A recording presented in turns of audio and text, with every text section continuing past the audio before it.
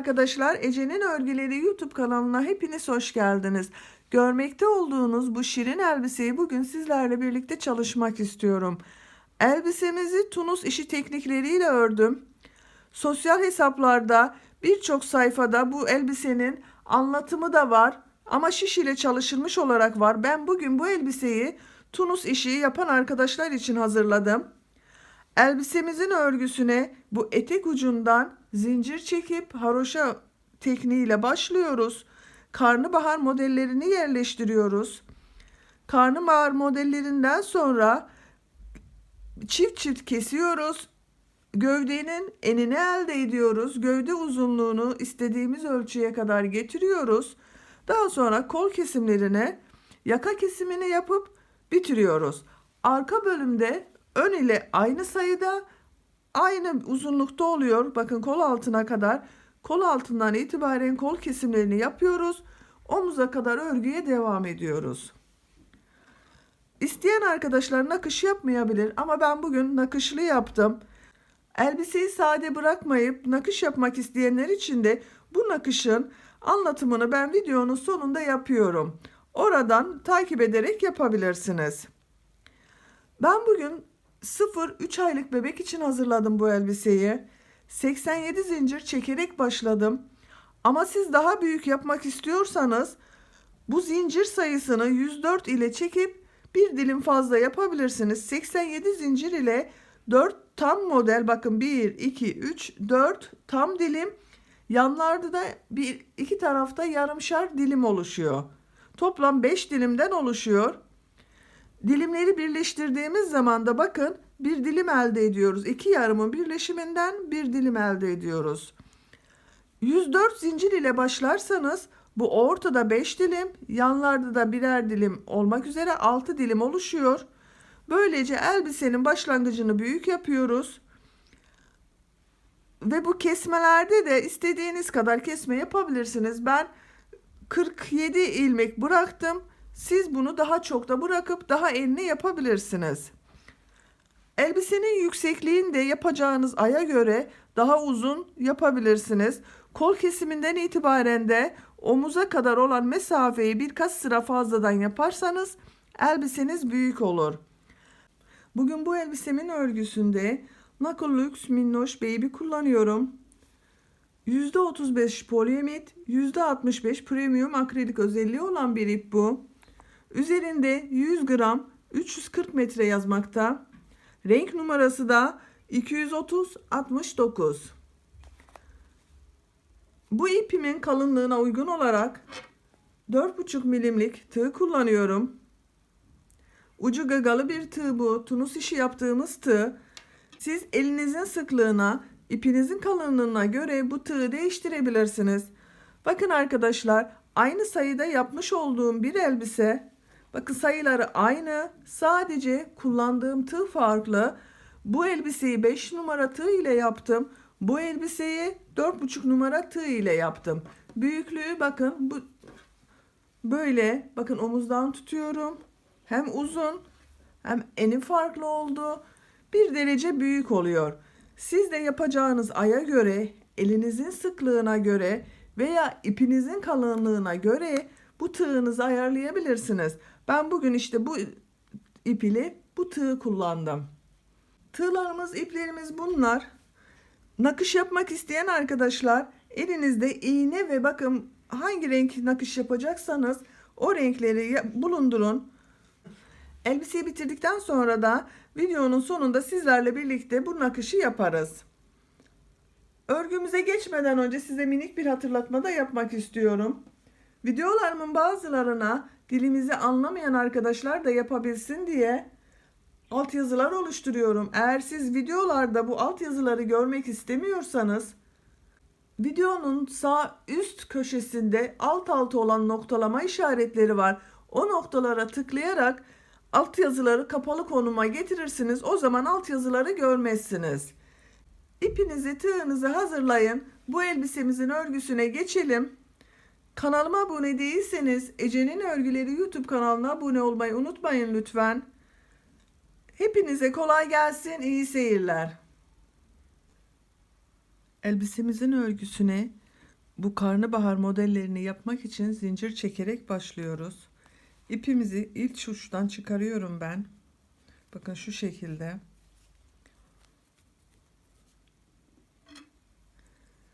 ...87 zincir çekiyorum.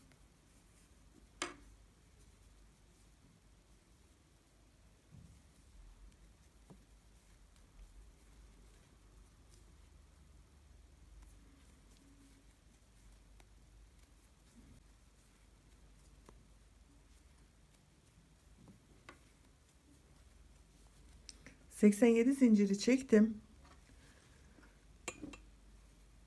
Siz daha büyük yapmak istiyorsanız bu zincir sayısını 104 çekebilirsiniz arkadaşlar. Bakın benim yapacağım elbisede 1, 2, 3, 4 tam model, 2 de yanlarda yarım model yerleştiriyorum. Siz daha büyük yapmak istiyorsanız bu modelleri 5 model yapıp yanlarda yarım model yapabilirsiniz. Bir model daha fazla yapabilmek için de 104 zincir çekmeniz gerekiyor. Benim yapacağım ölçüde 87 zincir yeterli.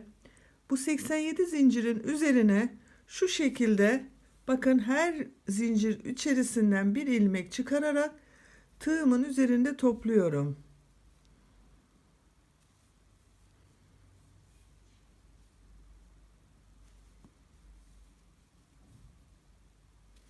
Bu şekilde bütün zincirlerin üzerine 87 ilmek çıkararak tığımızın üzerinde toplayalım.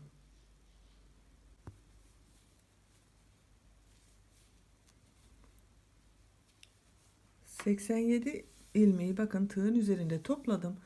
Bunları birer birer bu şekilde tığ yardımıyla ilmeklerin içinden çekerek başa kadar gelelim.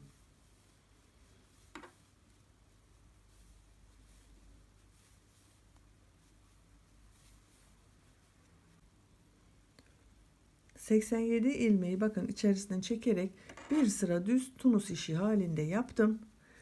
Şimdi bu ikinci sıramızda haroşa şekli oluşturacağız arkadaşlar. Haroşa modeli yapacağız. Haroşa modelini bakın düz bu şekilde batmıyoruz. İpi tığın bu tarafında tutuyoruz. İlmeği tersten alıyoruz. Şu şekilde çıkarıyoruz. Tığın üzerinde tutuyorum ama bakın çekmiyorum. İp bu tarafta kalıyor. Ters taraftan alıyoruz.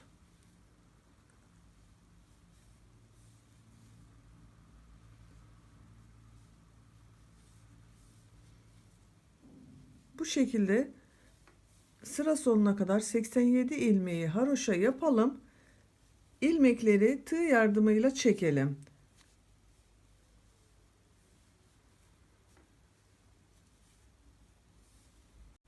Bir sıra tunus işi yaparak çektim, geldim. Bakın artık modeli yerleştirmeye başlayacağız.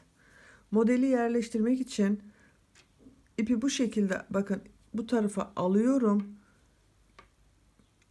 1 2 ilmeğe tığ takıyorum. Haroşa şeklinde kesme yapıyorum. 2 tığ taktım. Tek haroşa yaptım bakın. Yanındakinde aynı şekilde bakın 1 2 ilmeğe tığ taktım. Haroşa olarak kesme yaptım. Tekrar 2 ilmeğe tığ taktım. Haroşa olarak kesme yaptım.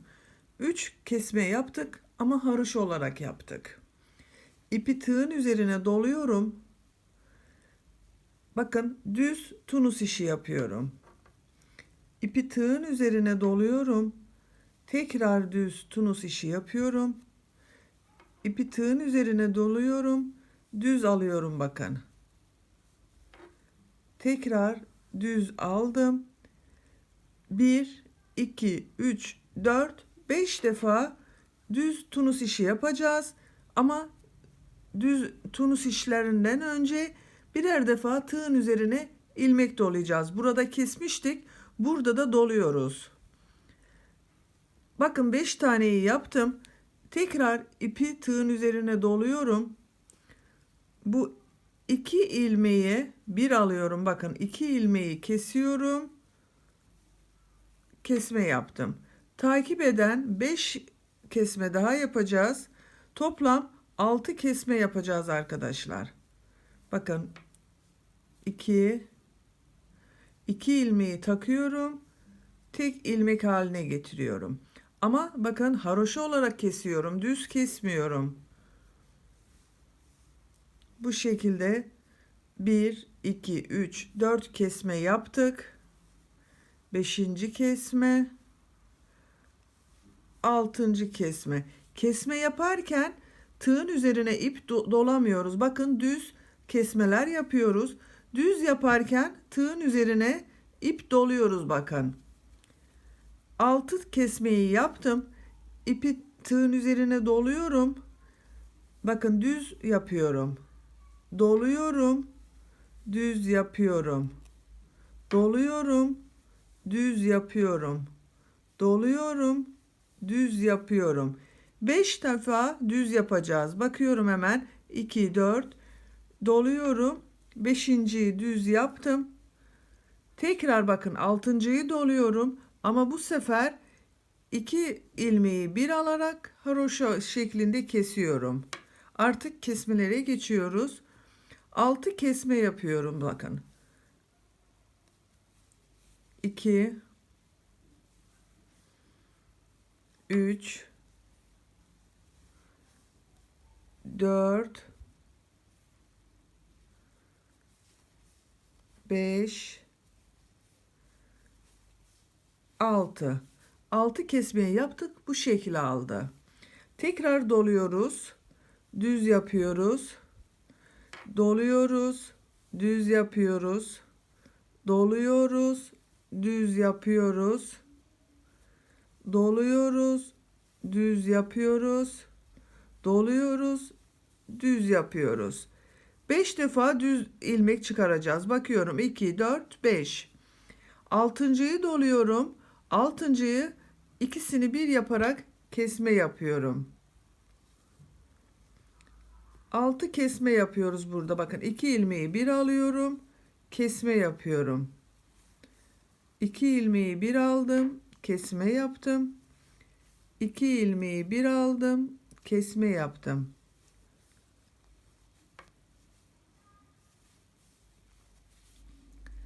Düzleri yaparken tığın üzerine ip doluyoruz.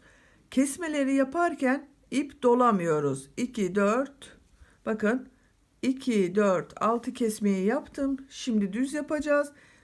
Tığın üzerine ip doluyorum. Bir düz yaptım. Doladım. İkinciyi düz yaptım. Doladım. Üçüncüyü düz yaptım. Doladım. Dördüncüyü düz yaptım. Doladım. 5.'yi düz yaptım. Doladım. Bakın diğerini 2 ilmeği bir alıyorum. Haroşa şeklinde kesiyorum. 6 defa da haroşa kesmesi yapıyoruz ilmekleri. 2 3 4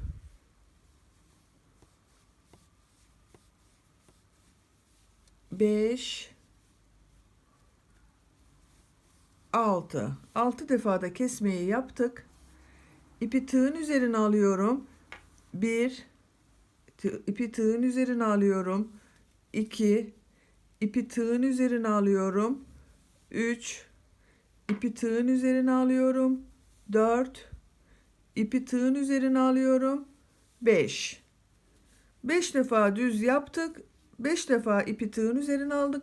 Şimdi 6. ipi tığın üzerine alıyorum. 2 kesmesini bir yap bakın. Şu şekilde 2 ilmeği kesiyorum.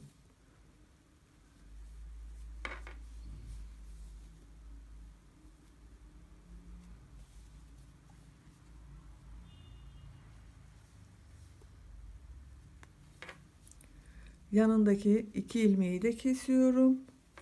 Sondaki bakın 2 ilmeği kestim. En son ilmek kaldı. Buradan bir ilmek çıkarıyorum. Son ilmeğimiz bu. Kestik. Bakın sonda da 3 kesme yaptık.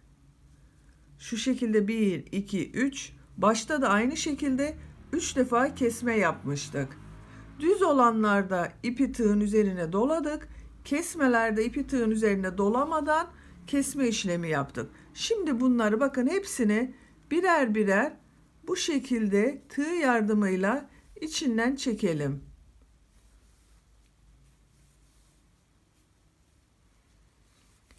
İpin üzerine doladığı, bakın tığın üzerine doladığımız ipleri de içerisinden geçiriyoruz. Çünkü onlar da artık bir ilmek oldular.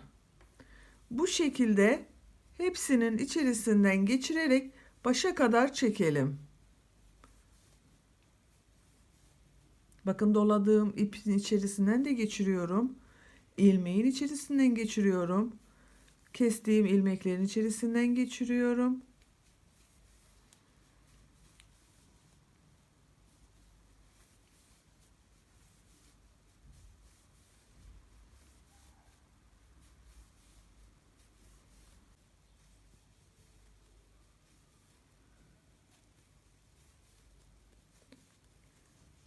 Bütün ilmeklerin içerisinden çekerek bakın sıra sonuna geldim. Bakın model de şu şekilde şeklini almaya başladı. Modellerimizin yeri belli oldu. Bakın 1, 2, 3, 4 tam modelimizin yeri belli oldu. Modelde ikinci sıradayız. Bu sırada tamamen düz tunus işi yapıyoruz. Bakın bütün ilmeklere birer defa batıp ilmek çıkarıp tığın üzerinde topluyorum. Bu doladığımız bakın ipi de aynı şekilde tığın üzerine ilmek halinde çıkartıyorum. Bakın bu şekilde doladığım ipi de ilmek çıkarıyorum.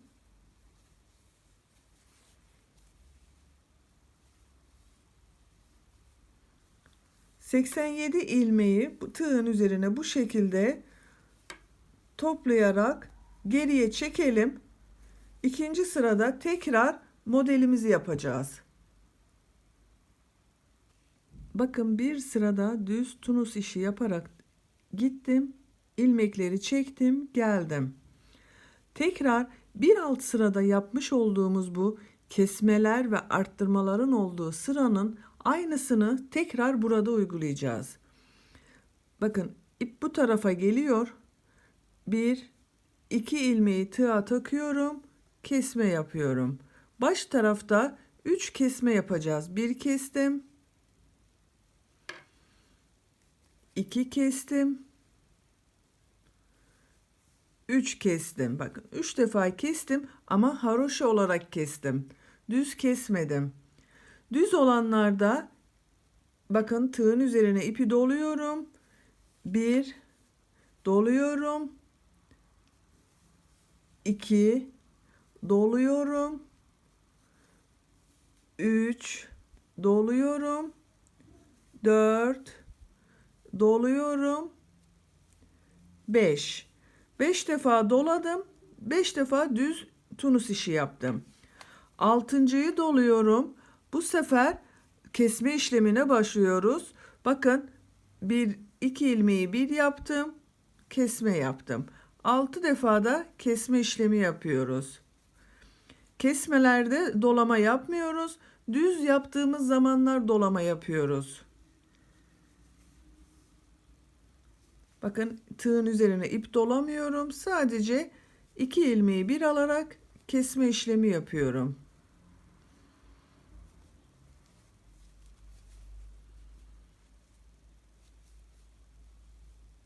Altıncı kesmeyi yapıyorum. Bakın 2, 4, 6'yı kestim. İpi tığın üzerine doladım. Bir düz yaptım. Doladım. İkinciyi düz yaptım. Doladım. Üçüncüyü düz yaptım. Doladım.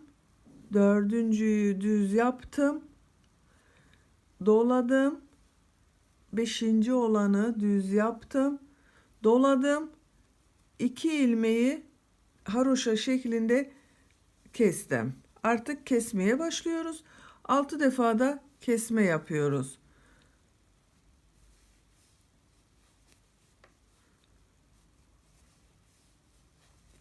Bakın 4 5 6. 6 defa kestim.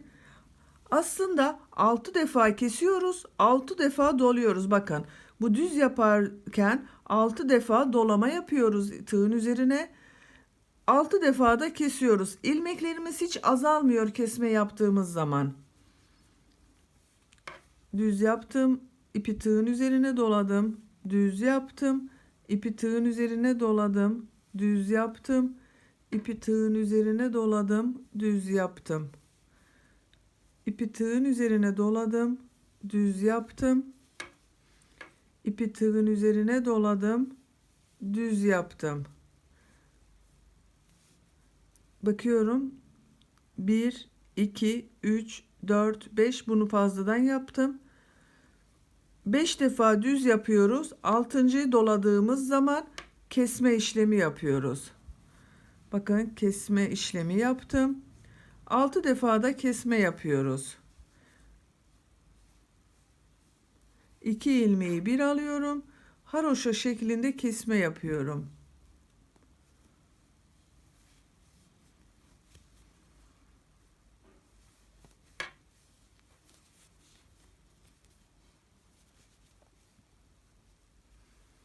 Bakın son kesmemi yaptım. İpi tığın üzerine alıyorum. Düz tunus işi yapıyorum. Bakın 1, ipi tığın üzerine alıyorum. 2, ipi tığın üzerine alıyorum. 3, ipi tığın üzerine alıyorum. 4, ipi tığın üzerine alıyorum. 5, ipi tığın üzerine alıyorum. 2 ilmeği bir alarak kesme yapıyorum. 6 defa haroşa kesmesi yapıyorum.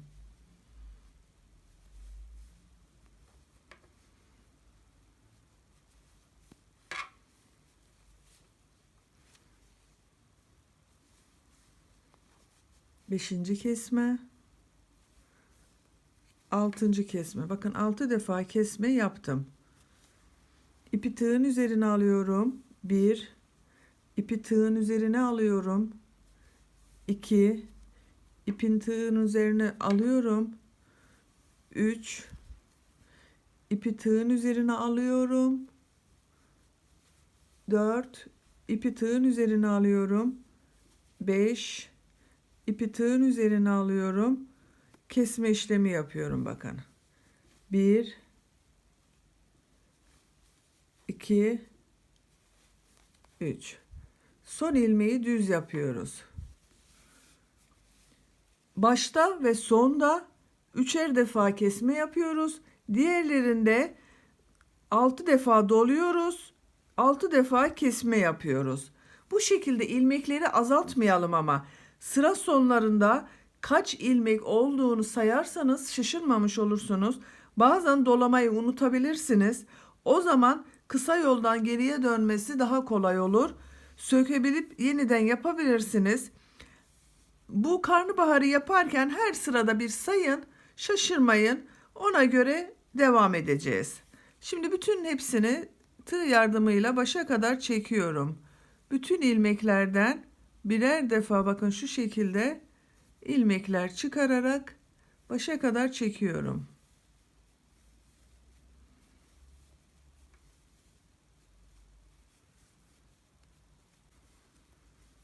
Bütün ilmeklerin içerisinden çekerek bakın sıra sonuna geldim.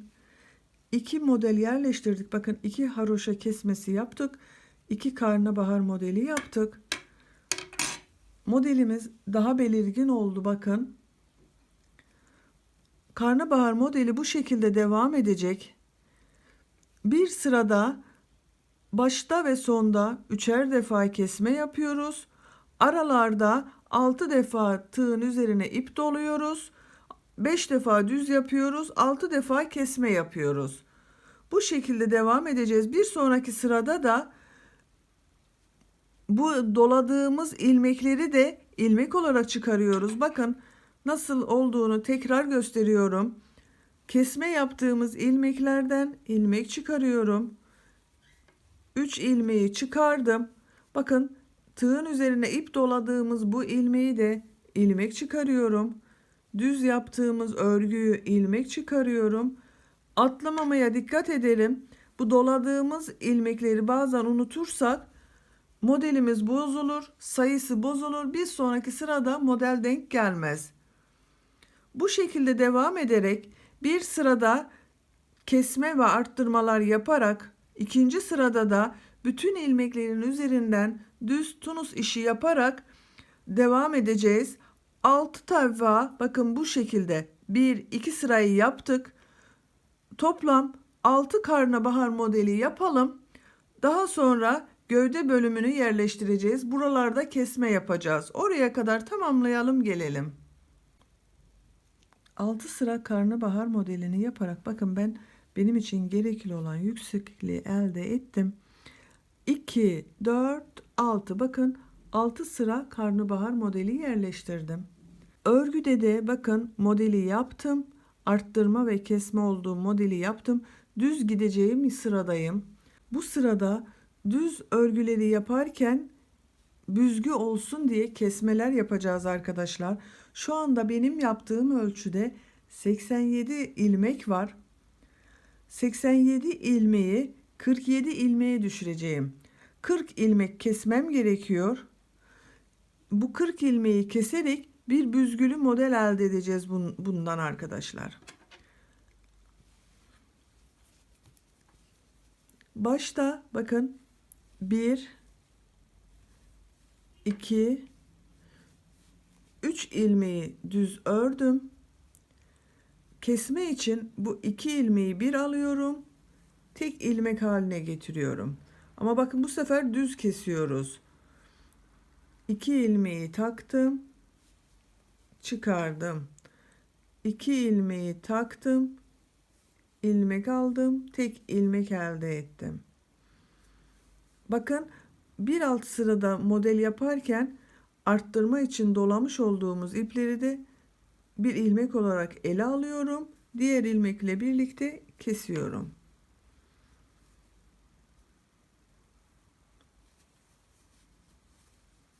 Büzgü yapmak için bu kesme işlemini, eksiltme işlemi yapıyoruz. Artık elbisenin gövde bölümüne geçeceğiz. Bakın bu bölüme geçeceğiz. Haroşa örgü öreceğiz orada. Bu sırayı düz yapalım.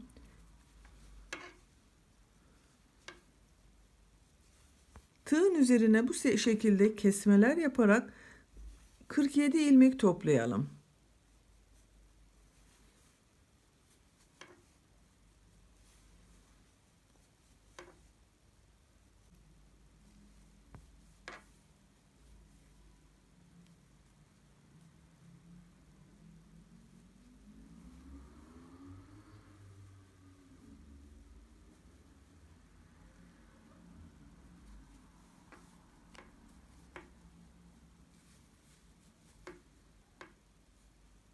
Sonda 3 ilmeğim kaldı. Bunları kesme yapmıyorum. Düz örgü örüyorum. Baş tarafta da aynı şekilde 3 ilmeği düz örmüştük denk gelmesi için.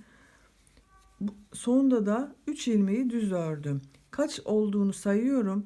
2, 4, 6, 8, 10, 12, 14, 16, 18, 20, 22, 24, 26, 28, 30, 32, 34, 36, 38, 40, 42, 44, 46 ve 47.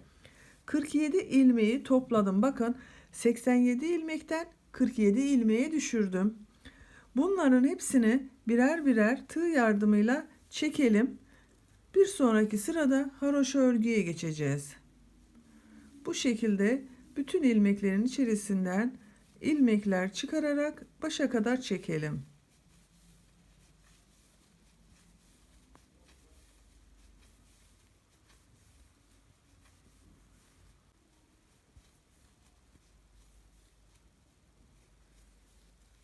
Bakın çektim. Bu şekilde büzgülü bir etek ucu elde ettik. Artık örgüyü haroşa şeklinde devam edeceğiz. Bu bölümler her biri 15'er ilmekten oluşuyor. Baştan 15 ilmeği haroşa yapacağız. Baştaki ilmeği saymıyorum. Bu bir ilmek olarak Bakın 2, 3 haroşa olarak yapıyorum. Bakın 4, 5, 6, 7, 8, 9, 10, 11, 12, 13, 14, 15. 15 haroşu bakın 2, 4, 6, 8, 10, 12, 14, 15. 15 haroşayı yaptım. Şimdi burada bir düz yapmam gerekiyor. Düzü de bu şekilde almıyorum. Bu görüntüyü elde edebilmek için farklı bir şekilde batıyorum. Bakın düz aldığımız zaman bu görüntü elde edilmiyor. Onu elde edebilmek için şu şekilde böyle almıyorum. Bakın diğer taraftan çıkararak böyle alıyorum. Ortasına batıyorum. Takip edenleri 15 haroşa yapıyorum. 1, 15 haroşa yapalım.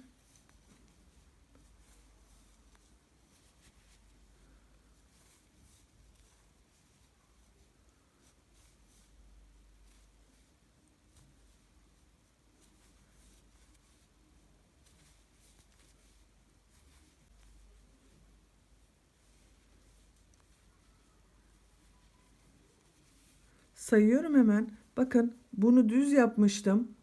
Bu düzden sonra 2, 4, 6, 8, 10, 12, 14, 15 haroşa yaptım. Burada tekrar bir düz ilmek yapacağım. Bakın bu şekilde ilmeği almıyorum. Boşluğa batıyorum, ortasına batıyorum. İlmek çıkarıyorum.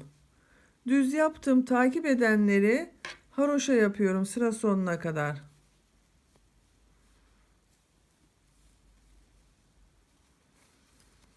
14 haroşa oluyor. Sondakinde düz ilmek halinde çıkarıyoruz zaten.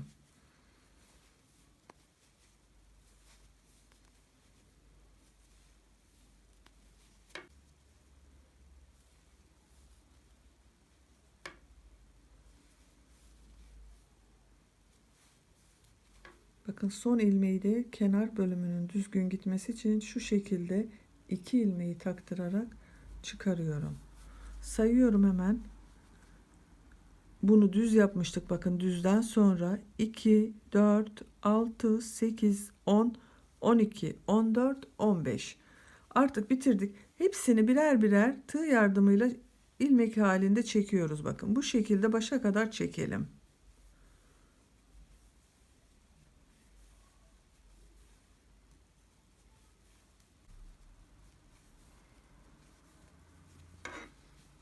Gövde bölümünde bir sıra haroşa yaparak tamamladım. İkinci sıra haroşadayız. Örgümüz bu şekilde devam edecek. Bu bir adet düz yapmıştık bakın. 14 haroşadan sonra bir düz yapmıştık. Oraya kadar bütün ilmekleri haroşa yapalım.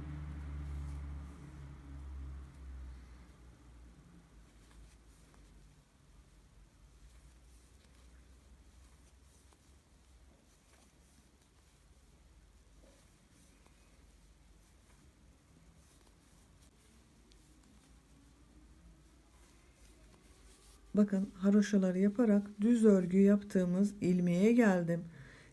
Bu ilmeği bu şekilde takmıyorum. Ortasından bakın 2 ilmeğin ortasından takıyorum. Diğer taraftan ilmek çıkarıp çekiyorum.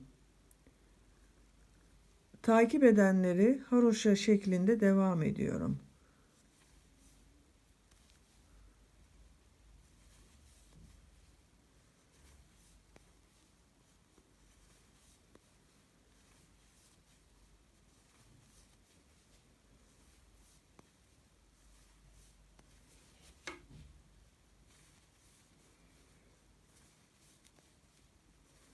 Diğer düz ilmeğe kadar haroşa yapıyoruz. Düz ilmekte ortasına ilmek çıkararak düz yapıyoruz. Bakın bunu şu şekilde iki ilmeğin ortasından taktım. Bakın şu şekilde taktım. Diğer taraftan ilmeği çektim, çıkardım. Takip edenleri haroşa yapıyoruz. Sıra sonuna kadar haroşaları devam edelim. İlmekleri geriye çekelim. Burada ikinci sıranın bitmiş haliyle görelim. İkinci sıra haroşayı da tamamlayıp çekerek bakın geldim. 2 diş haroşa elde ettik. Örgümüz bu şekilde devam edecek. Bu aralarda 15'er diş, bu düz olanı da düz alarak devam ettireceğiz. Benim yapacağım ölçüye göre bunu bir 20-21 sıra kadar haroşa yapalım. 20-21 sıranın sonunda elbisemizin bu düz olacak olan bölümünü, yaka kesimini ve kollarını yapacağız. Oraya kadar bir 20-21 sıra kadar haroşayı tamamlayalım gelelim arkadaşlar. Elbisenin örgülerine bakın haroşalar halinde devam ederek dediğim mesafeye kadar ördüm. 2, 4, 6, 8, 10, 12, 14, 16, 18, 20, 21 diş haroşa sırası elde ettim. Örgü bakın düz örgülerim devam etti. Buradan itibaren bu kenarda bulunan 2 bölüm haroşa devam edecek. Orta bölümü bu şekilde yapmak istiyorum. Bakın düz örgü şeklinde. O düz örgülere kadar kenarda bulunan bu ilk sırayı haroşa devam edelim.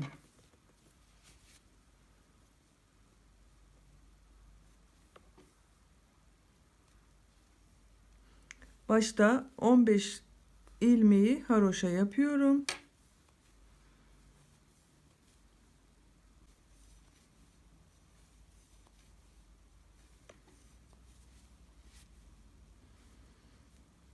Bakın 15 ilmeği yaptım.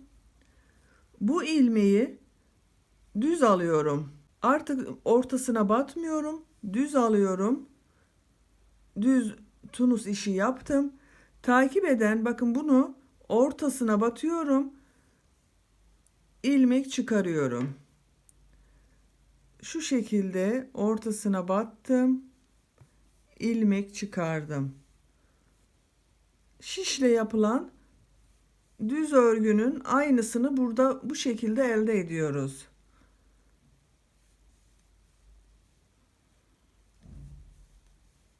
Arada bulunan 15 ilmeği bu şekilde düz örgü yapıyoruz bakın.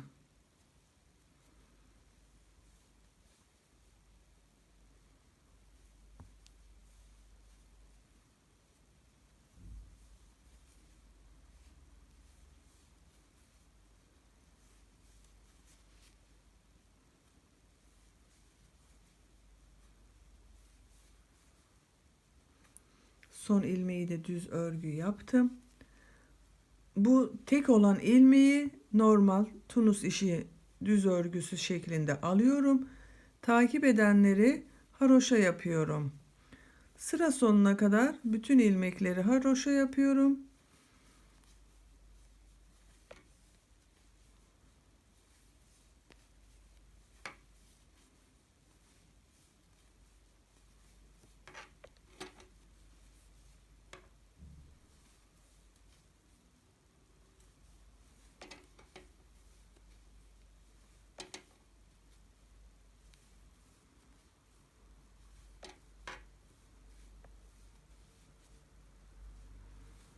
Son ilmeği düzgün gitmesi için şu şekilde ikili ilmek şeklinde çıkarıyorum. Hepsini birer birer tığ yardımıyla başa kadar çekelim.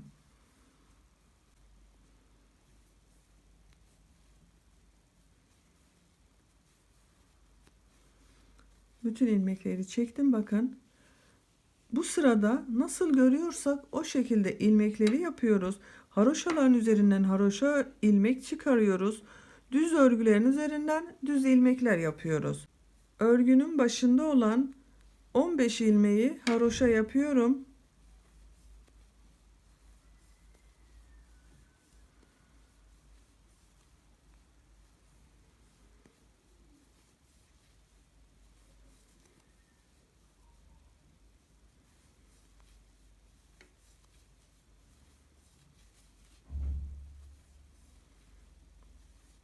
...15 ilmeği bakın haroşa yaptım. Bu ilmeği bu şekilde almıştık, baş tarafta düzgün görünsün diye. Düz ilmekleri, düz olan ilmekleri bakın ortadan takıyorum. Diğer taraftan ilmek alıp çekiyorum. Boş bakın, batıyorum, çekiyorum.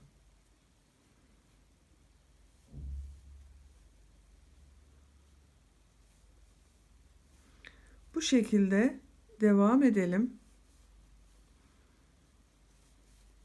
Düz örgülerin üzerinden düz ilmekler çıkarıyoruz. Haroşaların üzerinden haroşa ilmekler çıkarıyoruz.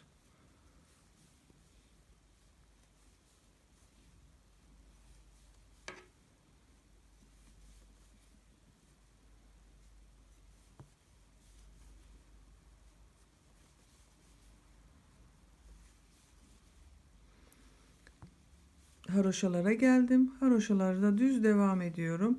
Sıra sonuna kadar yapalım. Geriye çekelim.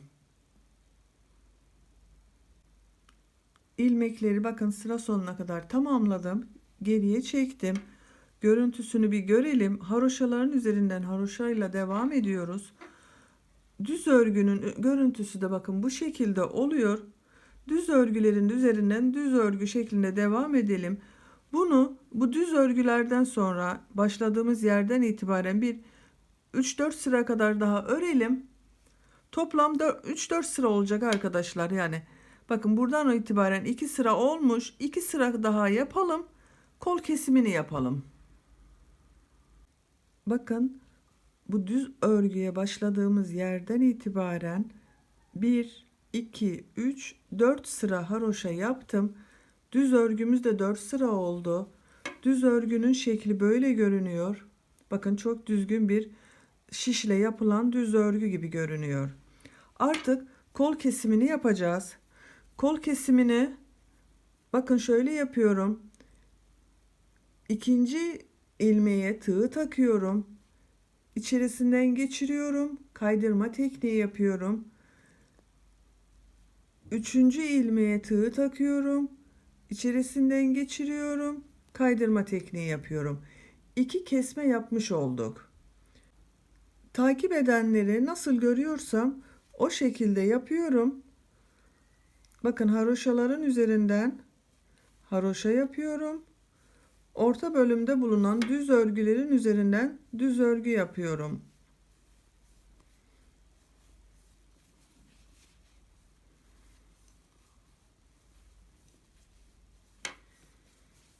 Sıra sonuna kadar, sonda 3 ilmek kalasıya kadar nasıl görüyorsak o şekilde ilmekler alarak örgümüze devam edelim. Düz örgünün üzerinden düz örgü yapıyorum. Devam edelim sıra sonuna kadar.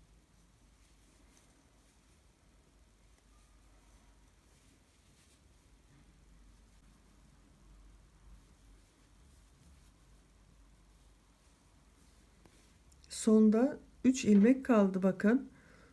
Bu ilk ilmeğe şu şekilde tığ takıyorum. Düz ilmek çıkarıyorum. Sondaki 2 ilmeği yapmıyorum. Artık örgümü geriye çekiyorum. Başta da bu sıranın başlangıcında da 2 ilmek kesmesi yapmıştık. Sıra sonunda 2 ilmeği yapmayarak 2 kesme de sıra sonunda yaptık. Bütün ilmekleri başa kadar çekelim.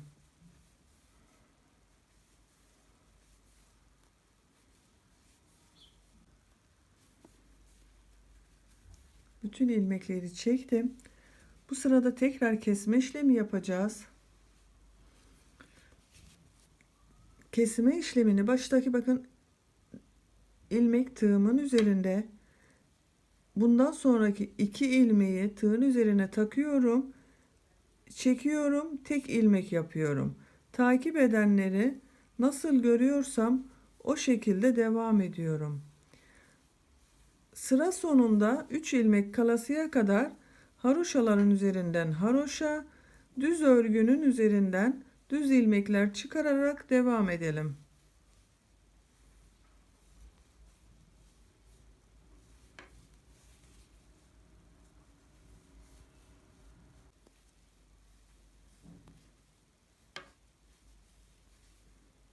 Bakın sonda 3 ilmek kaldı. Son ilmekten önceki 2 ilmeği tığa takıyorum. Tek ilmek şekline getiriyorum. Son ilmeği düz ilmek olarak örüyorum. Hepsini birer birer tığ yardımıyla başa kadar çekiyoruz.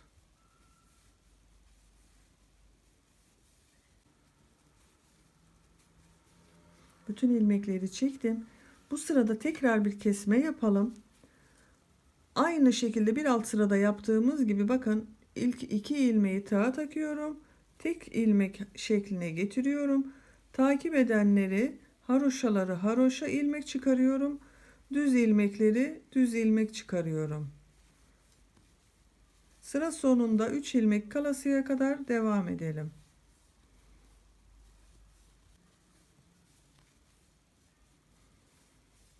Sonda 3 ilmek kaldı.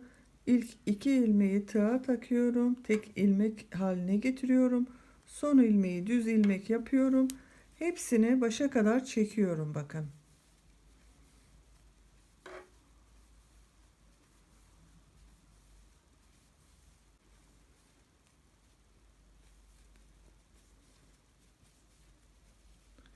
Bakın hepsini çektim.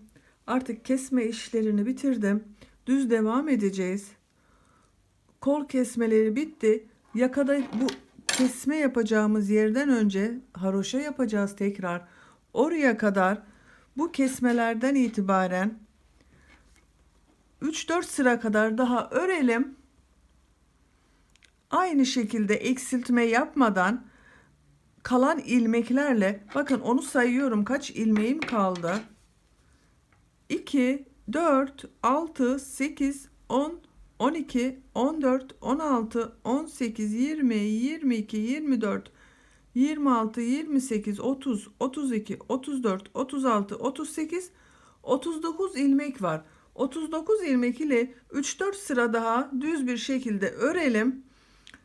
Düz yerlerde düz haroşaların üzerinde haroşa ilmekler çıkartalım gelelim arkadaşlar.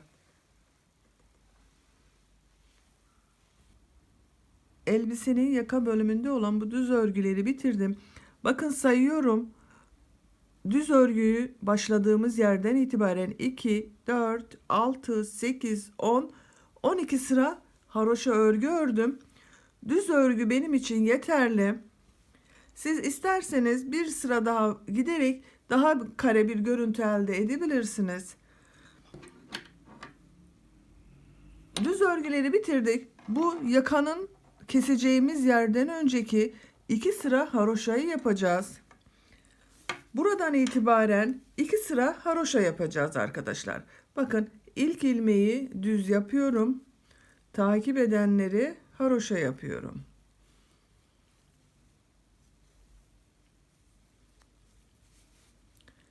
Bütün ilmekleri haroşa yapacağız. Bu sırada düz örgüleri bitirdik artık.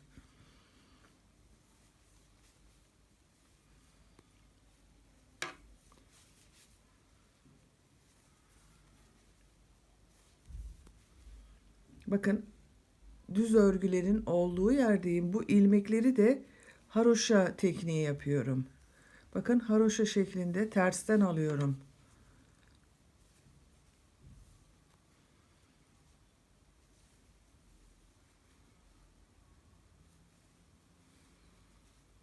Bütün ilmekleri bu şekilde tersten alarak haroşa yapalım. 2 sıraya tamamlayalım burayı. 2 sıra haroşayı da tamamladım. Şimdi omuza gelecek olan bu askı gibi görünen bölümü yapacağız. Burayı da haroşa halinde devam ediyoruz arkadaşlar. Bakın ilk trabzanı düz yaptım. Bu ilk ve sondan bir önceki trabzanı düz gidiyorum. Örgü güzel görünsün diye. Bakın düzgün bir görüntüsü var. Burada da aynı şekilde bakın ilmeğin birisini düz gittim. Sondan bir önceki ilmeği. Siz düz haroşa da yapabilirsiniz.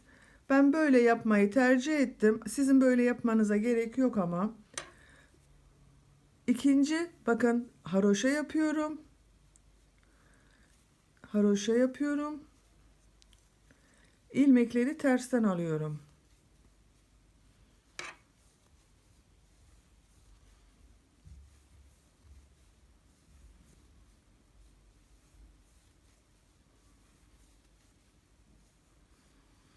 Son ilmeğim bakın bu da düz yapıyorum.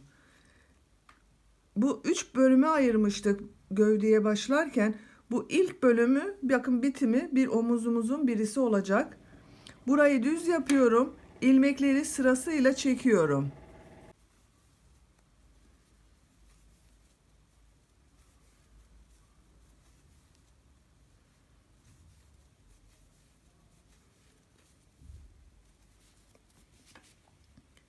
İkinci sıradayım. Aynı şekilde bir alt sırada ne yaptıysam burada da aynı şekilde haroşa sırası yapıyorum. Bakın.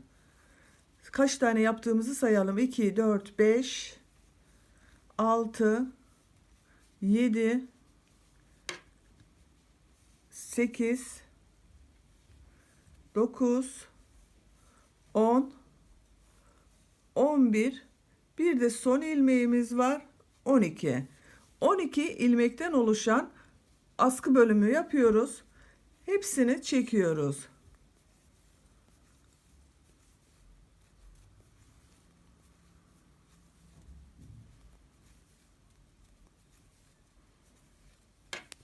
Bakın böyle devam edecek. Bu şekilde haroşalardan oluşan bir 8-10 sıra arası askı bölümünü örelim. Daha sonra bu diğer tarafın askısını birlikte yapalım. Askı ölçüsünü bitirdim. Bakın kaç sıra yaptığımı sayıyorum. Bu son sıraya gittikten sonra 2, 4, 6, 8, 10 sıra haroşa yaptım. Kol yüksekliğini sayıyorum. Bakın kolu kesmeye başladık. Buradan itibaren 2, 4, 6, 8, 10, 12, 14, 16, 18, 20, 21 sırada kolun yüksekliğinde sıra yaptık arkadaşlar. Bu askıyı bitirdik. Şimdi diğer askıyı da yapalım. İpi burada kesmiyorum. Burada bırakıyorum. İpin diğer ucunu elime alıyorum. Bu iple daha sonra çevresinden kaydırma tekniğiyle kapatma yapacağız. Burayı da kapatmış olacağız. Diğer askıya geçmek için ipin diğer ucunu elime alıyorum. Bakın bu ipim. Buna 12 ilmek ile askı yapmıştık. Buraya da aynı şekilde 2, 4, 6, 8, 10, 12. Bu 12. ilmeğe şu şekilde ipin diğer ucunu bağlıyorum. Bir düğüm atalım, daha sağlam oluyor. Bu ilk ilmekten bakın 12. yani buradan 12. ilmekten bir ilmek çıkarıyorum. Takip edenleri haroşa yapıyorum. Tersten alarak haroşa yapıp tığımın üzerinde topluyorum. Sayalım yine de 2, 3, 4, 5, 6, 7, 8, 9, 10. Bakın sondan bir önceki 11, son ilmeğimizde 12. 12 ilmekten oluşan askıya başladık. Hepsini birer birer tığ yardımıyla çekiyorum.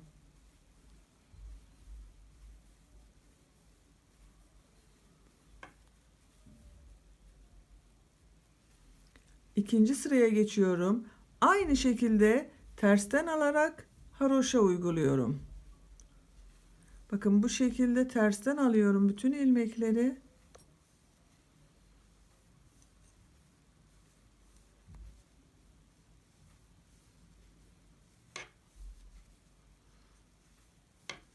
sondan bir önceki ilmeği düz yaptım, düzgün görünsün diye. Son ilmeği de ilmek çıkarıyorum. Hepsini çekiyorum. Artık bu askıyı da bu şekilde 12 ilmek ile devam edeceğiz. Bu tarafı kaç sıra yaptıysak aynı sayıda bu askıyı da yapalım. Ön bölümün örgüsünü bitirelim. Bu askı bölümünü de diğeriyle eşit ölçüye kadar örerek tamamladım. Ön bölümün örgüsünü bitirdik. İpi artık burada kesebilirim.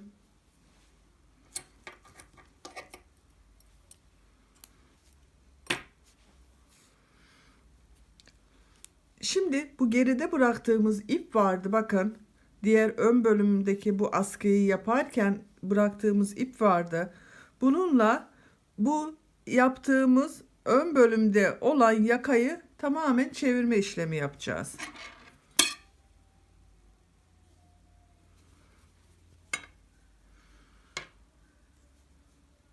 İlk ilmeğe bakın şu şekilde tığ takıyorum.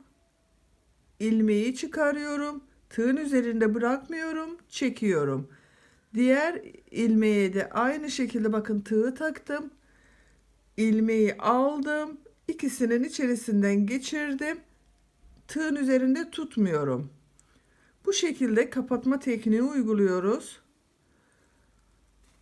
Görüntüsü güzel de oluyor. Kullanışlı oluyor. Bakın bu şekilde bütün ilmeklere ilmeği takıyorum. İkisinin içerisinden geçiriyorum.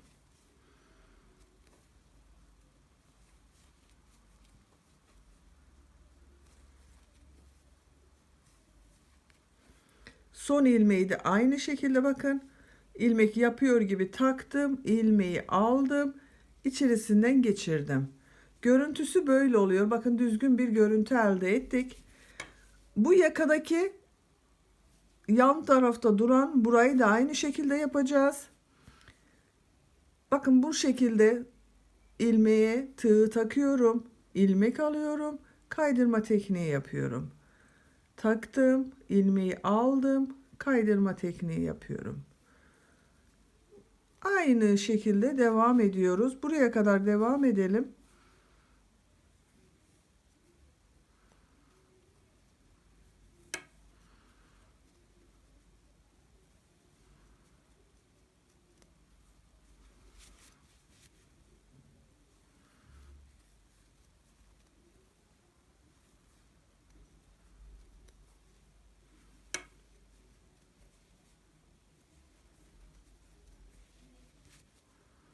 Son ilmeği de yaptım. Bakın yapıyorum ve bitirdim. Yan tarafın görüntüsü de böyle oldu. Düzgün bir görüntü elde ettik. Bu yakada kesme yapmış olduğumuz yer vardı. İki omuza gelecek olan bu iki bölümün ortasında olan boşluğa bunun da aynı şekilde bakın tunus işi yapıyor gibi ilmeğe tığ takıyorum. Çekiyorum, kaydırma tekniği yapıyorum. Diğerini de aynı şekilde ilmeği taktım, çektim.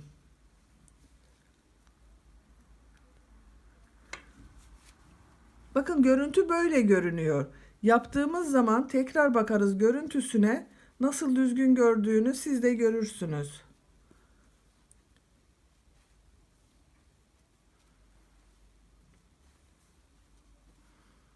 Bütün ilmeklere bakın tığın üzerine alacak gibi yapıyorum, çekiyorum, ikisinden birlikte çıkarıyorum. Tığın üzerinde toplamıyoruz.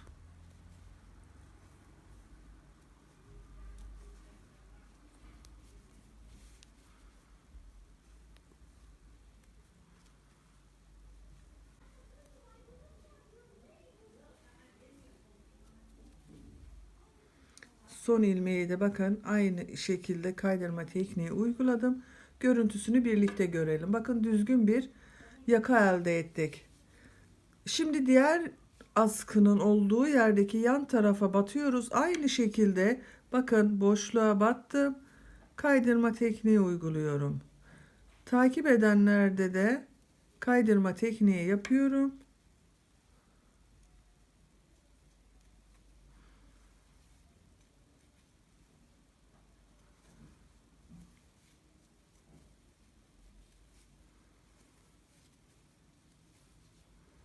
İpin gelişinin aynı sıklıkta olmasına dikkat edelim.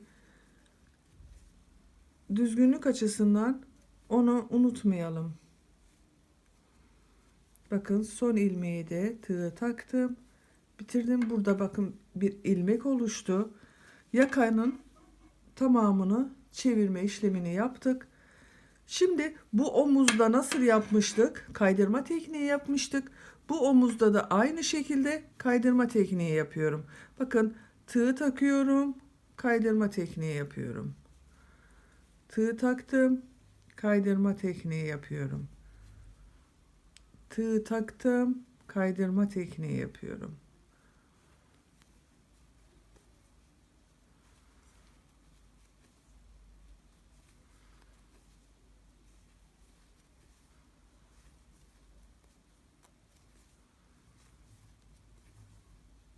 Bütün ilmeklere aynı şekilde tığ takıp kaydırma tekniği yaparak bitirdim.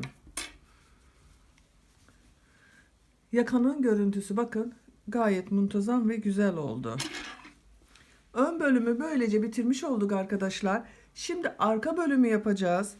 Arka bölüm için de ben hazırlamıştım. Size hemen onu göstereyim. Arka bölümü de bu şekilde hazırladım. Arka bölüm ön bölümün aynısı oluyor. Başladığımız sayıda başlıyoruz. Karnabaharları aynı sayıda yapıyoruz. Bu üçe ayırma bölümlerini de aynı şekilde 47 ilmeğe düşürdüm. 47 ilmekle 3'e ayırdım bakın. Arka bölümü 3 bölüme ayırdım. Kol altına kadar haroşalara devam ettim. Arka bölümde sadece bu düz yaptığımız noktayı yapmıyoruz. Haroşalara devam ettim. Kol altına kadar geldim. Bakın bunda kaç sıra olduğunu sayıyorum. 2, 4, 6, 8, 10, 12, 14, 16, 18, 20, 22, 24, 25 sırada kol kesimine başlamışım önde.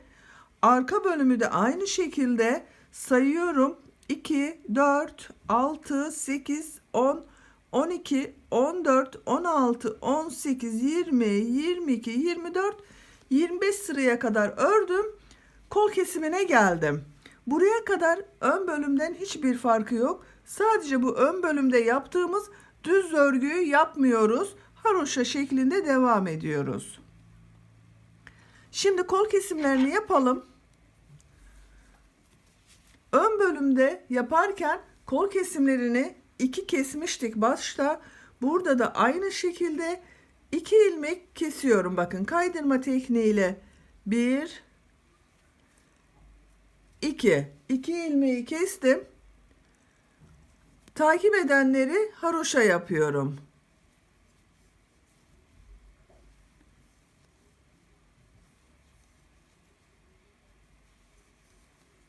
Sıra sonuna kadar nasıl görüyorsam o şekilde haroşa yapıyorum.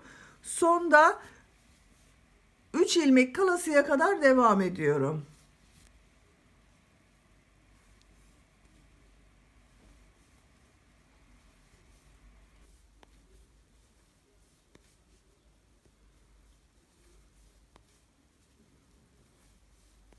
Sonda 3 ilmek kaldı bakın.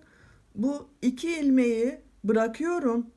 Bu ilmeğe, 3. ilmeğe, sondan 3. ilmeğe düz örgü yapıyorum. Düz oranlarda düz yaptım. Haroşaların üzerinden haroşa yaptım. Bakın bu sırada hepsini başa kadar çekelim.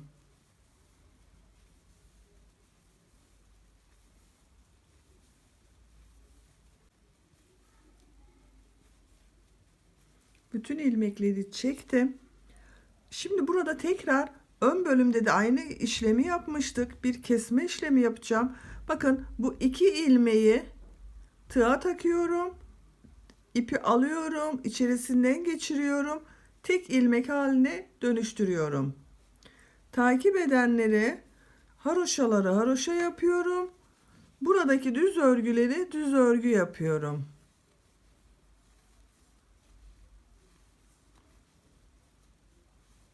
Bakın haroşaların üzerinden tersten alarak haroşa yapıyorum. düz örgünün üzerine düz ilmek çıkarıyorum. Sıra sonuna kadar devam edelim. Sonda 3 ilmek kalasıya kadar bu şekilde devam ediyoruz.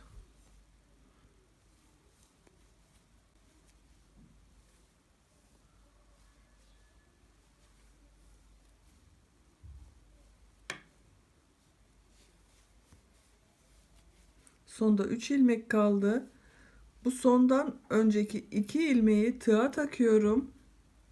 İpi alıyorum, içerisinden geçiriyorum, tek ilmek şekline getiriyorum.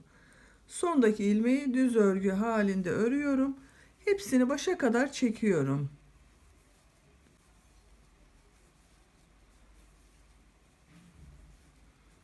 Hepsini çektim bakın. Tekrar bir kesme yapacağız. Ön bölümde de 2 defa kesme yapmıştık. Burada da son kesmeleri yapıyoruz. Bakın 2 ilmeği tığa taktım. Tek ilmek şekline getirdim. Takip edenleri nasıl görüyorsam o şekilde ilmekler alarak tığın üzerine topluyorum.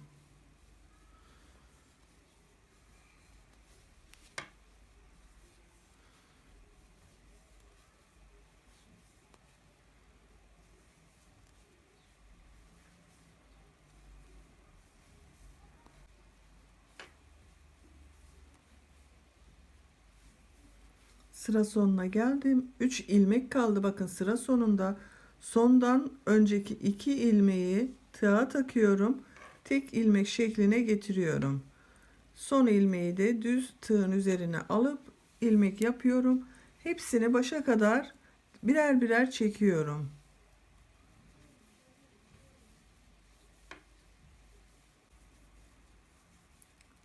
Hepsini çektim. Bakın kesme işlemlerini bitirdik. Artık düz yapacağız. Bu ilk ilmeği düz takıyorum. Takip edenleri bakın tersten alarak haroşa yapıyorum.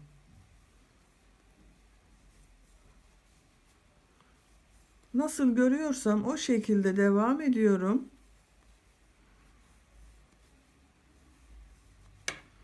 Düz örgülerin üzerinden düz örgü yapıyorum. Ters örgülerin üzerinden haroşa tekniği yapıyorum bakın.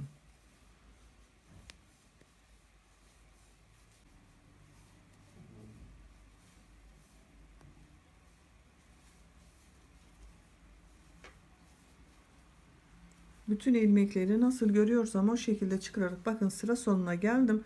Sondaki 2 ilmeği bakın bunu düz örgü yapıyorum. Son ilmeği de bu şekilde 2 ilmeğe takarak çıkarıyorum. Hepsini birer birer çekeceğiz. Artık örgümüz bu şekilde devam edecek arkadaşlar. Arka bölümü bu yakayı yapmıyoruz arka bölümde. Bu koldan itibaren kaç sıra yaptıysak bu koldan itibaren de aynı sayıda yapıyoruz. Kolun yüksekliğinde 21 sıra yapmıştık. Arkayı 21 sıra yapmayacağız. 18 sıraya tamamlayalım. Yani 3 sıra eksik yapalım.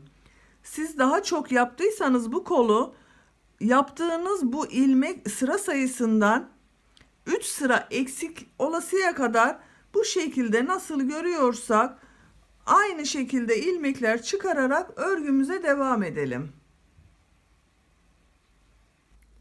Arka bölümü düz bir şekilde ördüm. Kol kesiminden itibaren sayıyorum. 2, 4, 6, 8, 10, 12, 14, 16, 18 sıraya tamamladım. Ön bölümün koldan itibaren sayısı 21'di. 3 sıra eksik yaptım. Şimdi aynı ön bölümde olduğu gibi burada da askıları yapacağız. Omuzlara gelecek olan askıları. Bu omuzlara gelen askı bölümünü 12'şer ilmek yapmıştık ön bölümde. Arka bölümde de aynı şekilde 12 ilmek yapacağız. Bakın baştaki tığımın üzerinde yanındakini düz aldım. Haroşa olarak devam ediyorum. Sayalım 3 4 5 6 7 8 9 10 11, 12. düz ilmek şeklinde çıkarıyorum. Hepsini çekelim.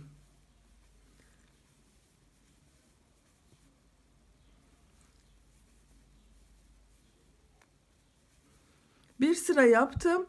2 sıra daha yapalım. Önle eşit bir sayıya getirelim. Devam ediyorum.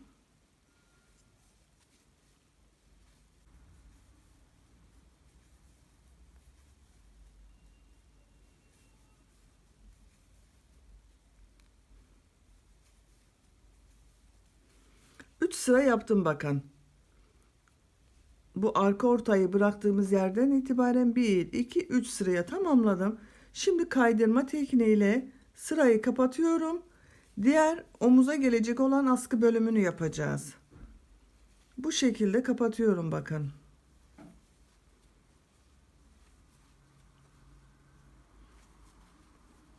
Bu işlemi ön bölümü yaparken orada da askıları ve yakaya gelen bölümü bu şekilde kapatma tekniği yapmıştık. Arka bölümde de aynı şekilde kapatma tekniği yapıyorum. Bakın burayı da devam ediyorum.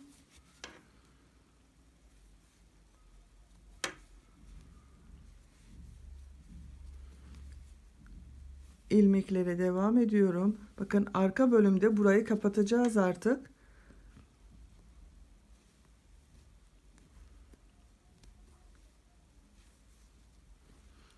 Sıra sonunda burada 12 ilmek kalasıya kadar zaten yerleri belli. Bakın bu düz olan ilmeklerden itibaren omuza geliyor. Bu iki düzün ortası arka ortası oluyor.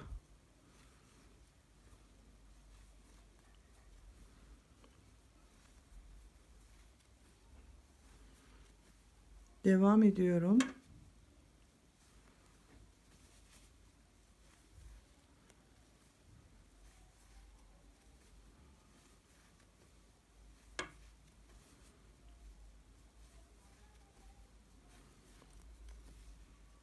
Bakın düz olan ortaya geldim, çizgi şeklindeki olan yere sayıyorum, yine de emin olalım. 2, 4, 6, 8, 10. Bununla birlikte 12. bakın. Haroşa olarak devam ediyorum örgüme. 3 sıra haroşa yapalım.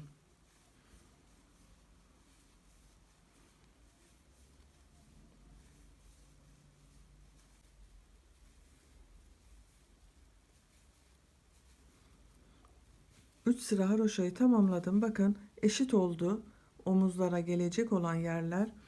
Şimdi buraya da aynı şekilde burada yaptığımız gibi kapatma tekniği uyguluyorum.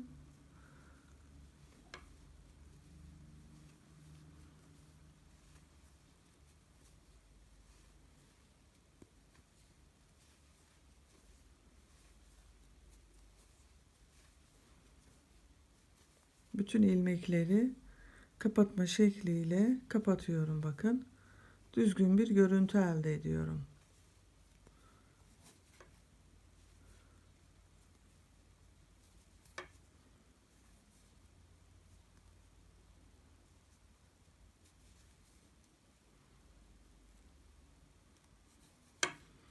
Ve bitirdim. Böylece örgüyü bitirmiş olduk. Şimdi bu ön ile arkanın birleşimini yapacağız. Omuzlardan birleştirelim. Daha sonra bu yan taraflardan birleştireceğiz. Omuzlardan birleştirmek için bakın şu şekilde gelecek. Ters çeviriyorum.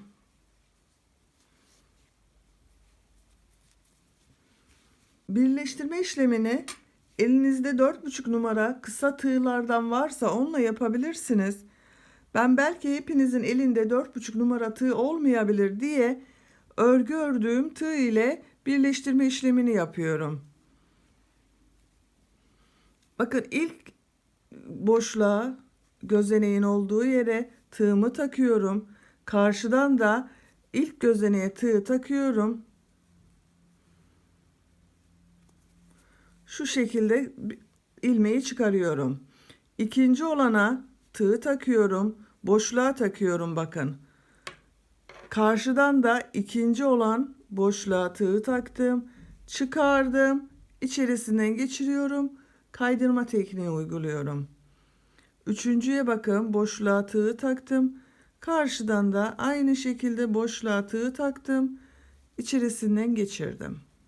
Bu şekilde boşluklar karşılıklı birbirine ilmekler denk gelecek şekilde kaydırma tekniğiyle birleştirme işlemini yapıyorum.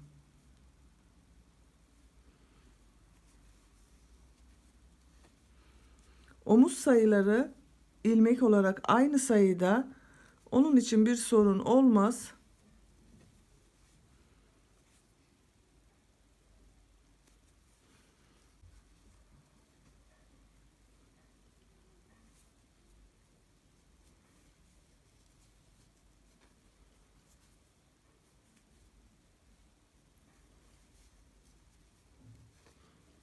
Bakın, son gözeneğe de tığ takıyorum. Karşıdan da son gözeneğe düzgün gelecek şekilde tığ taktım. Çektim. Geçirdim ve bitirdim bakın. Bu şekilde omuzu birleştirme yapmış olduk. İğne kullanmadan tığ yardımıyla birleştirdik bakın. Diğer omuzu da aynı bu omuzu yaptığımız gibi birleştirme işlemini yapalım. Şimdi yan tarafını da sizle birlikte yapalım. Birisini yapalım, diğerini ayrı ayrı yaparız. Bakın, ipin ucu varsa ipin ucuna bağlayabilirsiniz. Yoksa ilmek çıkarabilirsiniz. Benim burada ip vardı. İpin ucuna bağlıyorum. İlk ilmeğe bakın tığ taktım. Karşıdan da ilk ilmeğe tığ taktım. Çıkardım. Burada bir şu şekilde sık iğne yapıyor gibi yapalım. Zincir çektim. İkinci gözeneğe tığ taktım. Karşıdan da ikinci gözeneğe tığ taktım. Çıkardım. Kapadım bakın. Üçüncü, bu şekilde omuzda yaptığımız gibi kol altına kadar devam edelim. Elbisenin yan dikişlerini bakın tamamen birleştirdim. Düzden görüntüsüne bakalım. Bakın, bu şekilde düzgün bir görüntü elde ettim. Yarım olan karnabahar modellerimiz de birleştiği zaman bakın bir model şeklini aldı. Buradan birleştirdik. Bir bütünlük sağladık etek ucunda. Düzgün bir görüntü elde ettik. Kol altındayız şu anda. Kol altını bu şekilde düz bırakmak istemiyorum. Sütaç çalışması yapacağım. Bakın, küçük tığ alıyorum elime. 3,5 numara tığ kullanıyorum. Siz elinizde 3 numara varsa onunla da olur. 4 numara hangi tığınız varsa onunla yapabilirsiniz. Bakın, kol altında ilmeğimizi bitirmiştik. Bu şekilde birleştirdiğimiz zaman böyle bir ilmek var elimizde. İlk gözeneğe bakın, arka bölüme doğru gidiyorum. Öyle denk geldi bu tarafta. İlk gözeneğe sık iğne battım. 1 2 zincir çekiyorum. Aynı gözenek içerisine sık iğne yapıyorum.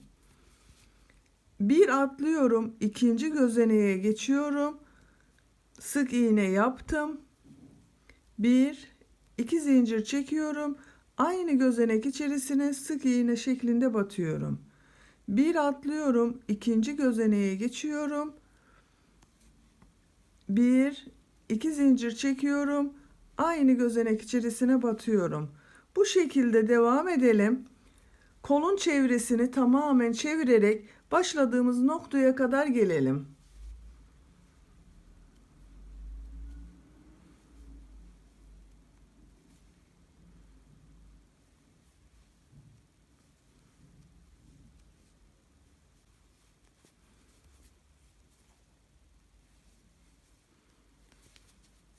Başladığımız noktaya sık iğne şeklinde batıyorum. Bakın, kapattım. Bir zincir çekiyorum, sağlamlaştırıyorum. Artık ipi burada kesebilirim.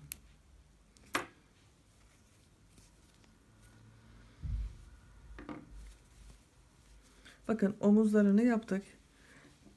Yan birleştirmesini yaptım. Kol çevresinde de bu şekilde sütaç çalışması yaptım. Güzel bir sütaç çalışması oldu. Diğer tarafı da omuzlarını yan birleştirmesini yapalım. Kol çevresinde çevirelim. Bitmiş haliyle elbisemizi bir görelim. Elbisemizin örgüsünü ve birleştirme işlemini tamamen bitirerek geldim. Artık giyilmeye hazır bir elbise elde ettik. Bakın yanların birleşimi böyle oldu. Yanları birleştirdiğimiz zaman karnabahar modellerini yaparken yarım olan modellerden bir model elde ettik. Bakın birleşmiş yerlerinden birleştiği zaman bir model elde ettik. Etek ucunda bütünlük sağladık. Kol çevresinde bu şekilde sütaç uygulaması yaptım. İsteyen arkadaşlar düz bırakabilirsiniz. Yaka açıklığı da bebeğin başına çok rahat olacak bir ölçüde oldu bakın. Arka görüntüsü de bakın bu şekilde oldu. Düz bir görüntü elde ettik. Elbisemizin bu haliyle, bitmiş haliyle size ölçülerini vermek istiyorum. Kaç santimlik? Bakın kol altından eni 24 santim. Elbisenin uzunluğunu ölçüyorum. Omuzdan itibaren 32 santim. Kol altından itibaren ölçüyorum. Kol altından itibaren 22 santim. Elbisemiz doğumdan itibaren 3 aya kadar çok rahat kullanılacak bir ölçüde oldu. Eğer bebeğimiz çok tombul değilse 6 aylık olasıya kadar çok rahat kullanılır bu elbise. İsteyen arkadaşlar bunu bu şekilde sade kullanabilirsiniz. Veya herhangi bir şekilde süsleme yapabilirsiniz. Elinizde varsa bakın bu şekilde çiçek süslemeleri yapılabilir. Kurdale ile yapılmış çiçeklerim var. Bu şekilde karnabaharların göbek noktasına bu çiçeklerden birer tane, bir de bu düz yaptığımız yere bir çiçek yerleştiririz. Bu şekilde bir elbise elde edebiliriz. Veya kendiniz örgü modeller yapabilirsiniz. Aplikler çalışabilirsiniz. O şekilde de kullanabilirsiniz. Ben bugün bu elbiseme sizlerden gelen yoğun istek üzerine nakış işlemesini de göstermek istiyorum. Bu düz yaptığımız yerin orta noktasına bir çiçek yapmak istiyorum. Etek ucunda da nakış işlemesi yapmak istiyorum. Nakış için bakın şu şekilde nakışlar yapacağız basitinden. Bu nakışları yapabilmek için beyaz bir ip, yeşil bir ip, az bir miktarda tomurcukları yapmak için sarı bir ipe ihtiyacımız var. Onları hazırlayalım. Birlikte nakış işlemesini yapalım. Bakın şu şekilde beyaz bir ip taktım iğneye. Bu nakışı elbiselerde kullanabilirsiniz. Herhangi başka bir yerde de uygulayabilirsiniz. Bu düz olanın orta noktasını buluyorum. Bakın şu şekilde sayayım, daha düzgün olur. 2, 4, 6, 8. 2, 4, 6, 8. Bakın bu nokta orta noktası. Buradan çiçek ortasını başlayacağım. Ters taraftan bu şekilde iğneyi takıyorum. İlmek geçirelim. Alt kısımda kalsın bu düğüm.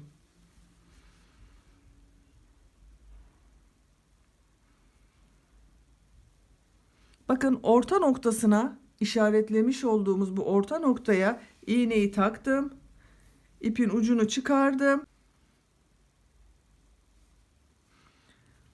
Bakın şu şekilde tek katlı bir ipim var elimde. İğnenin ucunu aynı noktaya batıyorum. 1, 2, 3, 4. Bakın 4 sıraya atlıyorum. Belli zaten, bakın 1, 2, 3, 4 gözenek, yani 4 sırayı atlıyorum. İğnenin ucunu geçirdim. Halkanın içeri bakın şu şekilde ipin halkasının içinden geçirdim. Aynı noktaya bakın, ipin buradan dış kısmından batıyorum. Tekrar ilk başlamış olduğum orta noktasına iğneyi taktım, çekiyorum. Yavaş çekiyorum, çok çekmeyin. Burada bir rahatlık olsun. Tekrar aynı nokta, bakın ipi şu şekilde tutuyorum. Aynı noktaya batıyorum. 1, 2, 3 düz örgü atlıyorum. Dördüncüye bu şekilde geçirdim. Bakın ilmek içerisinden geçiriyorum. İpin dış kısmından, bakın o ilmeğin dış kısmına bu şekilde iğneyi takıyorum. Tekrar başlamış olduğum orta noktaya iğneyi geçirdim, çekiyorum. Fazla çektirmeyelim ipi. İpi yine bu şekilde tutuyorum. Tam bunun karşısına gelecek olan, bu ilk yaptığımız bu yaprağın karşısına gelecek olan yeri yapacağız. Bakın aynı noktaya tekrar iğnenin ucunu takıyorum. 1, 2, 3, 4 sıra atlıyorum. İğneyi takıyorum. Bakın bu şekilde halka görünümünün içerisinden geçiriyorum.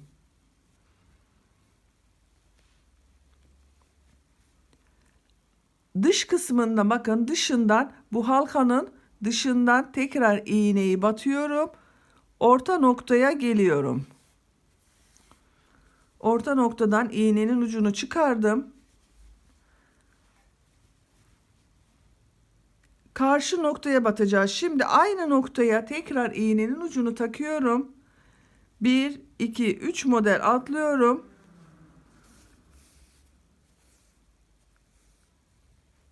Onu siz kendinize göre de ayarlayabilirsiniz mesafeyi. Böylece beyaz olan nakışını bitirmiş olduk. Bakın iç kısmına geçirdim. Alttan bunu bitireceğim artık. Bakın bitiriyorum. Beyaz ile işim bitti. Bu şekilde bir defa doluyorum, sağlamlaştırıyorum.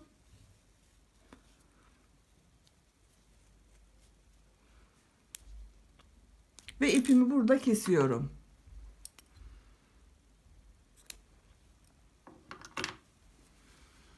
Beyaz çiçekleri, bakın beyaz yapraklarını yaptık. Şimdi bu yeşil yapraklarını çalışacağız. Beyaz ipi çıkarıyorum iğneden. Yeşil ipi takıyorum.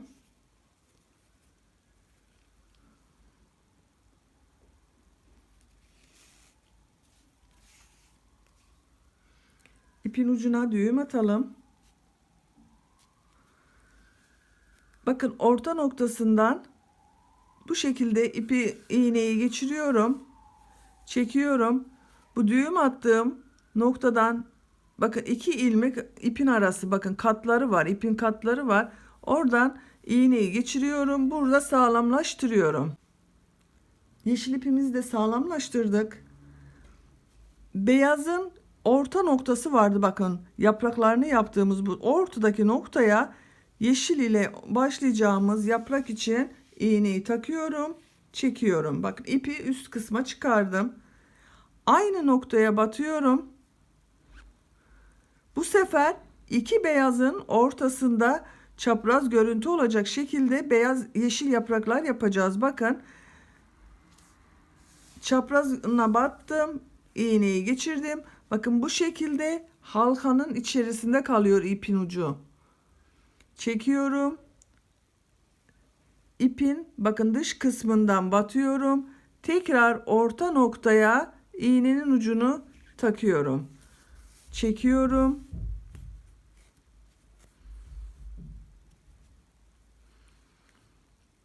Aynı noktaya iğnenin ucunu takarak bu sefer bu iki yaprak arasındaki boşluktan, bakın orta noktasına denk gelecek noktadan iğneyi taktım. İpim bu şekilde duruyor.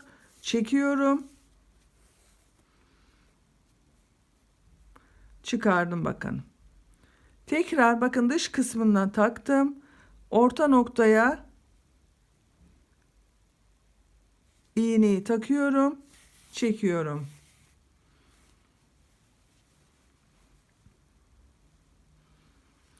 Bakın yine aynı noktaya batıyorum. Bu iki beyaz ortasındaki yere yeşil yaprak yapacağız. Bakın bu şekilde geçiriyorum. İğneyi çekiyorum.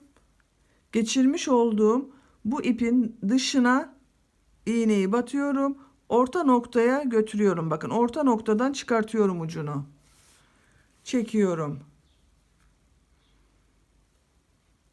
Bakın diğer son noktayı yapıyorum. Son yaprağımız bu. Geçirdim. İpin ucunu tutuyorum. Bakın ipin halka şeklinde içerisinden geçiriyorum. Ve bitirdim. Buradan bakın dışından iğneyi takıyorum. Bitirmiş oldum.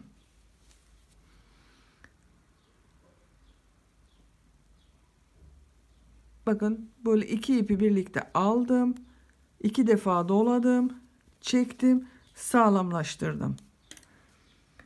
İpi burada kesebilirim. Yeşil ipi çıkarıyorum. Sarı ip takacağım artık. Bakın bu şekilde beyaz ve yeşil yapraklardan oluşan çiçeğimizi elde ettik. Sarı ipi takıyorum.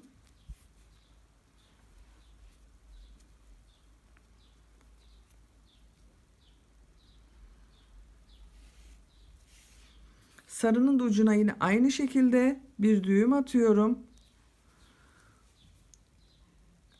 Örgünün tersini çeviriyoruz bakın. İç kısmını çeviriyoruz. Oraya bu şekilde içten yürütüyorum. Zaten düğüm attım, orada takılır. Tam orta noktaya, yeşil ve beyazları da yaptığımız orta noktaya, bakın şu orta noktaya iğnenin ucunu çıkarıyorum. Bu şekilde duruyor ipim.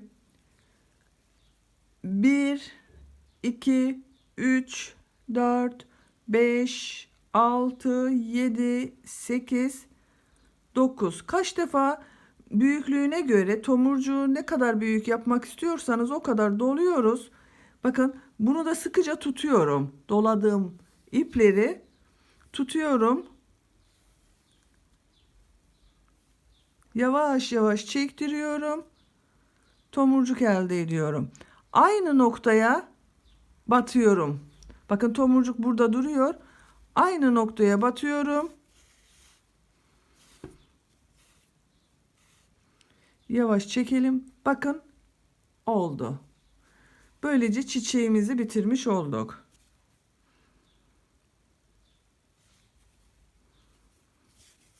Sağlamlaştırıyorum sarı ipi de iç kısımda.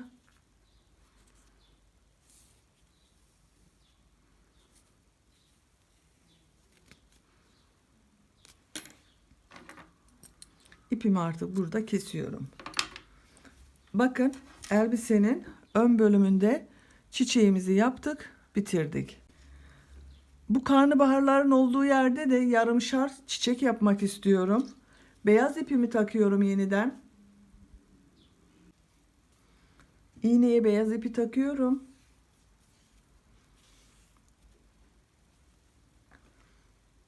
Bakın bu karnabaharların göbek noktasında yarımşar çiçek yapacağız. Ortadan yapalım. Bunu da ben, bakın 3'e ayırmıştık gövde bölümünü örerken. 1 2 3 yan gövdelerde birer, ortada 2 karnabahar var.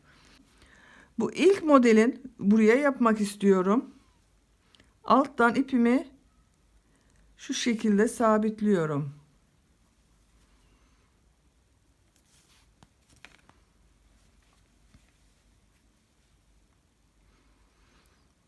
Bakın tam karnabaharın göbek noktası. Oradan iğnenin ucunu çıkarıyorum. Aynı noktaya iğneyi takıyorum. 1 2 3 sıra atlayıp bu şekilde aynı bu çiçeği yaptığımız gibi yaprağını yapıyorum. Aynı noktaya batıyorum. Bu sefer yanlara, yan yapraklarını yapıyorum.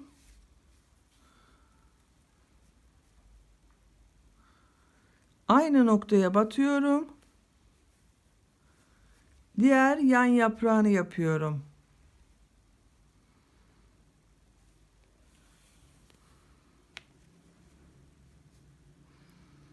Bakın devam ediyorum. Beyaz yapraklarını bitirdik. Burada sağlamlaştırıyorum. İpimi kesebilirim.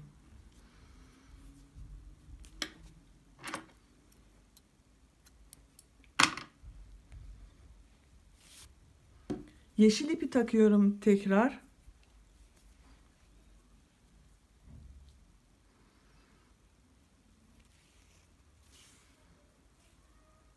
Düğüm atıyorum. Yeşil yapraklarını da yapalım. İlk bakın orta noktaya, çiçeğimizin göbeğini oluşturacak noktaya iğneyi çıkarıyorum. İğnenin ucunu buraya takıyorum. İki beyaz yaprak arasındaki boşluğa battım. İpi içerisinden iğneyi geçiriyorum ve çekiyorum. Geçirmiş olduğum ipin dışına iğneyi taktım. Orta noktasına iğneyi batırıyorum. Çektim. Diğer yaprağı da iki beyaz yaprağın arasından, ortasından geçirelim. Ve bitirdim bakın.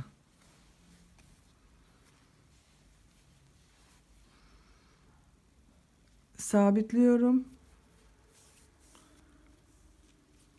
Kesebiliriz.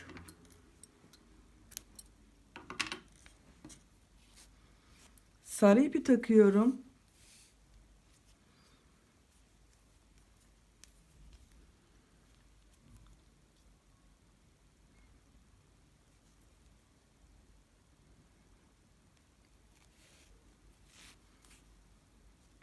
Aynı bu tam çiçeğimizi yaparken yaptığımız gibi tomurcuk yapacağız.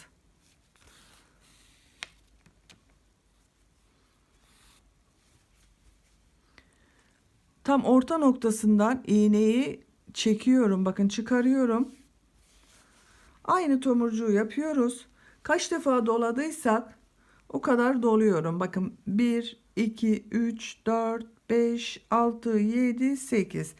Benim için 8 defa yeterli. Siz 10 defa da dolayabilirsiniz. İpinizin kalınlığına göre de değişir bu dolama. İpiniz ince ise daha çok dolayın. Kalınsa daha eksik de dolayabilirsiniz.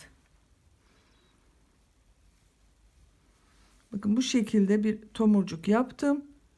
Aynı noktaya batarak iğneyi alt bölüme geçiriyorum. Bakın yavaş çekiyorum. Bitti. İpimizi burada sabitleyebiliriz.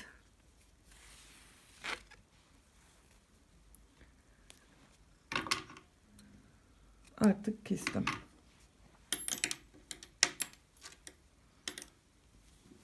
Bakın bir tam model yaptık. Bir yarım model yaptık. Etek ucunda bakın bu karnabaharın buraya ve buraya, yani her karnabaharın göbek noktasına bir yarım model daha yapabiliriz. Onları da tamamlayalım. Bitmiş haliyle elbisemizi görelim.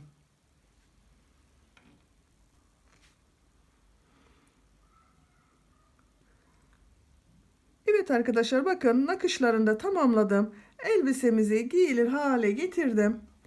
Artık bunu giyecek olan prenses için hazır elbisemiz. Ümit ederim anlatımımı beğenmişsinizdir. En detaylı şekilde açıklamaya çalıştım. Benimle bu elbiseyi yapan arkadaşların ellerine sağlık. Yapacak olan arkadaşlara da kolay gelsin diyorum. İnşallah sizlerle yeniden yeni örgülerde buluşmak üzere. Hoşça kalın, sevgiyle kalın.